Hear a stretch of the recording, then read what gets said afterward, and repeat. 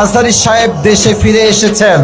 মিজানুর রহমান আজহারীকে জামাতে ট্যাগ দিয়ে এই দেশ থেকে কিছু কুলাঙ্গাররা বিদায় করেছিল। যুবক ভাইরা, যারা আজহারী সাহেবকে দেশ থেকে তাড়িয়েছিলেন তারা কিন্তু এই দেশে এখন আর টিকে নাই। আজহারী সাহেব বলেছিলেন, কারো মন্তব্য আমার গন্তব্য ঠেকাইতে পারবে না। আমাদের সকলের একজন সিনিয়র আলেম লুৎফর রহমান সাহেব, যিনি মারা গিয়েছেন, আল্লাহ ওনাকে জান্নাতের উঁচু মাকাম নসিব করে দিক, উনি বলেছিলেন আজহারী একদিন ফিরে আসবে, বিজয়ের বেশে ফিরবে, বীর বাহাদুরের বেশে ফিরে আসবে। ঠিক কিনা বলে?